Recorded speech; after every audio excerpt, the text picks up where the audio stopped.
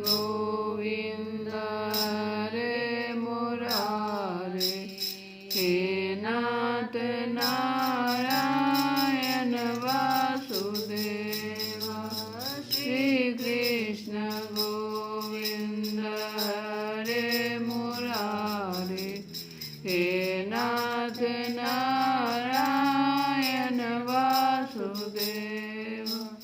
हे नाथ नारायण वासुदेव, हे नाथ नारायण वासुदेव। हे नाथ नारायण वासुदेव, हे नाथ नारायण वासुदेव। श्री कृष्ण गोविंद हरे मुरारे, हे नाथ नारायण वासुदेव। हरे राम हे राम राम राम हरे हरे, हरे कृष्ण कृष्ण कृष्ण हरे हरे, हरे राम राम राम हरे हरे, हरे कृष्ण कृष्ण कृष्ण हरे हरे, हरे राम राम राम हरे हरे, हरे कृष्ण कृष्ण कृष्ण हरे हरे। जय श्री कृष्ण जय श्री कृष्ण। कल हम लोग कथा में सुन रहे थे कि भगवान गोपियों को अचेत कर दिए। भगवान वहाँ से गायब हो गए।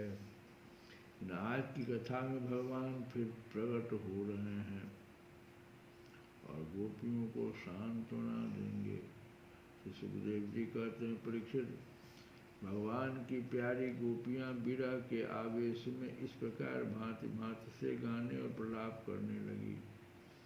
अपने कृष्ण प्यारे के दर्शन की लालसा से वे अपने को रोक न सकी। करुणाजनक सुमधुर स्वर से फूट फूट कर रोने लगी। ठीक उसी समय उनके बीचों बीच भगवान श्री कृष्ण प्रकट हो गए। उनका मुख कमल मंद मंद मुस्कान से खिला हुआ था। गले में वनमाला थी, पीताम्बर धारण किए हुए थे। उनका यह रूप क्या था, सबके मन को मथ डालने वाले, कामदेव के मन को भी मथने वाला था।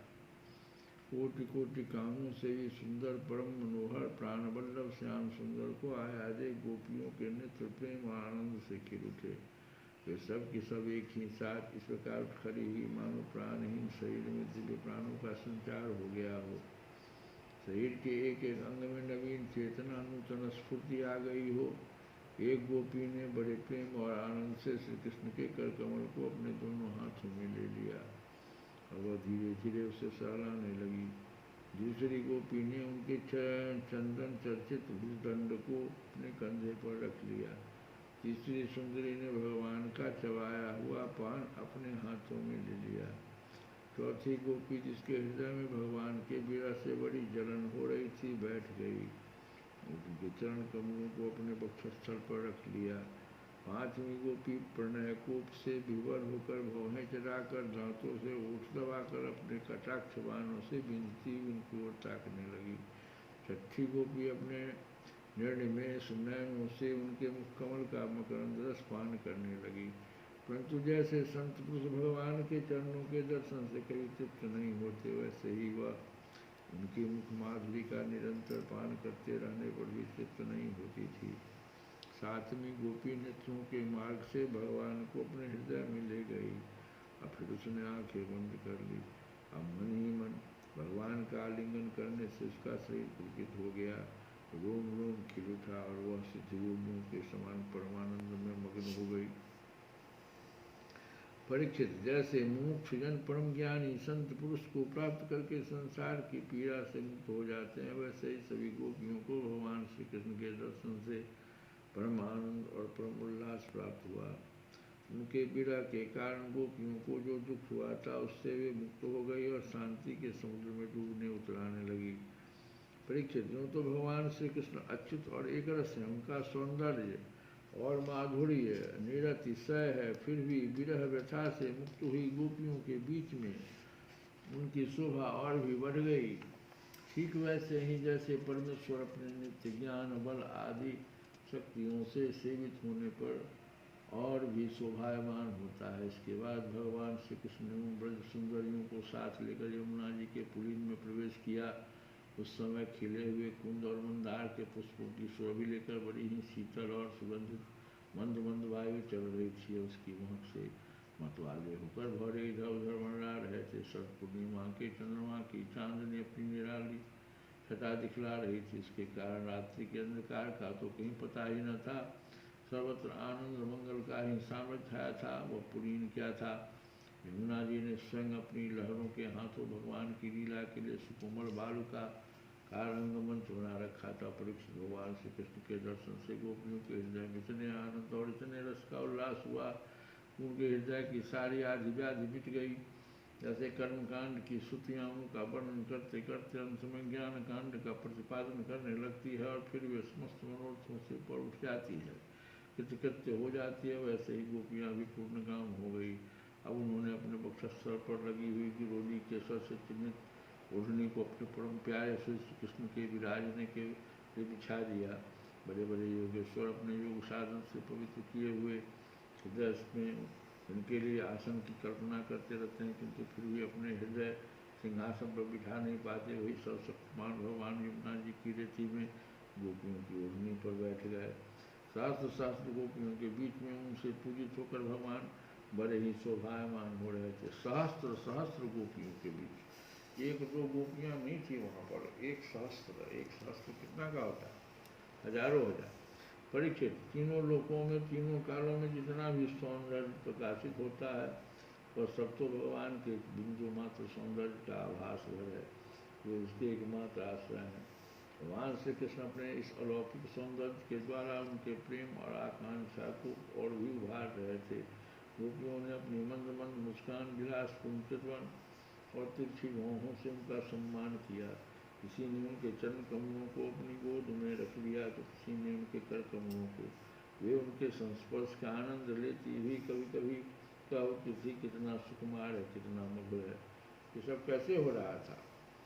एक ही भगवान दो दो गोपियों के बीच में चुपचाप बैठ जाते थे। अब किसी को पता नहीं, हर दो गोपी समझती थी कि हमारे बीच में भगवान बैठे हुए हैं।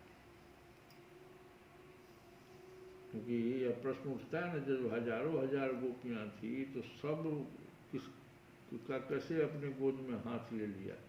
भगवान दो दो गोपी के बीच में बैठ जाते थे। इसके बाद श्री कृष्ण के छिप जाने से मन ही मन तनिक उठकर उनके मुंह से ही उनका दोष स्वीकार कराने के लिए कहने लगी। गोपियों ने कहा, नटनागर, कुछ लोग तो ऐसे होते हैं जो प्रेम करने वालों से ही प्रेम करते हैं, कुछ लोग प्रेम न करने वालों से भी प्रेम करते हैं, किंतु कोई दोनों से ही प्रेम नहीं करते। प्यारे, इन तीनों में तुम्हें कौन सा अच्छा लगता है? न भगवान श्री कृष्ण ने कहा, मेरी प्रिय सखियों, जो प्रेम करने पर प्रेम करते हैं उनका तो सारा उद्योग स्वार्थ को लेकर है, लेन देन मात्र है। न तो उनमें सौहार्द है और न तो धर्म है। उनका प्रेम केवल स्वार्थ के लिए है, इसके अतिरिक्त उनका और कोई प्रयोजन नहीं। और सुंदरियों, जो लोग प्रेम न करने वालों से भी प्रेम करते हैं, जैसे स्वभाव से ही करुणाशील सज्जन और माता पिता, ये सब इसमें आते हैं। सज्जन पुरुष जो करुणाशील हैं और माता पिता, प्रेम न करने वालों से भी प्रेम करते हैं। उनका हृदय सौहार्द से, हितैषिता से भरा रहता है। और सच पूछो तो उनके व्यवहार में निश्चल सत्य एवं पूर्ण धर्म भी है। कुछ लोग ऐसे होते हैं जो प्रेम करने वालों से भी प्रेम नहीं करते, और न प्रेम करने वालों का तो उनके सामने कोई प्रश्न ही नहीं है, न प्रेम करने वाले का तो उनके सामने कोई प्रश्न ही नहीं। कुछ लोग ऐसे होते हैं जो प्रेम करने वालों से भी प्रेम नहीं करते, और न प्रेम करने वालों का तो उनके सामने कोई प्रश्न ही नहीं है। ऐसे लोग फिर 4 प्रकार के होते हैं। एक तो वे जो अपने स्वरूप में ही मस्त रहते हैं, जिनकी दृष्टि में कभी द्वैत भासता ही नहीं।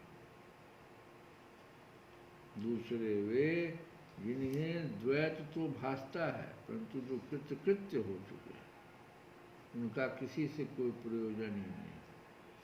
तीसरे वे जो जानते ही नहीं कि हमसे कौन प्रेम करता है, और चौथे वे जो जानबूझकर अपना हित करने वाले परोपकारी गुरु तुल्य लोगों से भी द्रोह करते हैं, उनको सताना चाहते हैं।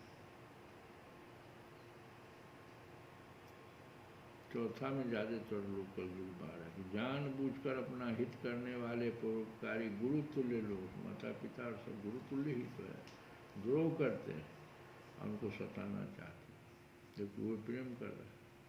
गोपियों, मैं तो प्रेम करने वालों से भी प्रेम का वैसा व्यवहार नहीं करता जैसा करना चाहिए। मैं ऐसा केवल इसलिए करता हूँ कि उनकी चित्त वृत्ति और भी मुझ में लगे, निरंतर लगी रहे। जैसे निर्धन पुरुष को कभी बहुत सा धन मिल जाए और फिर खो जाए तो उसका हृदय खोए हुए धन की चिंता से भर जाता है, वैसे ही मैं भी मिल कर छिप जाता। गोपियों, इसमें संदेह नहीं कि तुम लोगों ने मेरे लिए लोक मर्यादा, वेद मार्ग, अपने सगे संबंधियों को भी छोड़ दिया है। ऐसी स्थिति में तुम्हारी मनोवृत्ति और कहीं न जाए, अपने सौंदर्य और सुहाग की चिंता न करने लगे, मुझ में ही लगी रहे। इसीलिए परोक्ष रूप से तुम लोगों से प्रेम करता हुआ ही मैं छिप गया था। इसलिए तुम लोग मेरे प्रेम में दोष मत निकालो। तुम सब मेरी प्यारी हो और मैं तुम्हारा प्यारा हूँ। मेरी प्यारी गोपियों, तुमने मेरे लिए घर गृहस्थी की उन बेड़ियों को तोड़ डाला है, इन्हें बड़े बड़े योगी यति भी नहीं तोड़ पाते। कोई भी मोह छोड़ता है भगवान के लिए? यदि मैं अमर शरीर से, अमर जीवन से अनंत काल तक तुम्हारा प्रेम, सेवा और त्याग का बदला चुकाना चाहूँ तो भी नहीं चुका सकता। क्यों? क्योंकि मुझसे तुम्हारा यह मिलन, यह आत्मिक संयोग सर्वथा निर्मल है और सर्वथा निर्दोष है। मैं जन्म जन्म के लिए तुम्हारा ऋणी हूँ, भगवान घोषणा करता। तुम अपने सौम्य स्वभाव से, प्रेम से मुझे उन्नत कर सकती हो, परंतु मैं तो तुम्हारा ऋणी ही हूँ। श्री कृष्ण गोविंद हरे मुरारे, नाथ नारायण वासुदेव।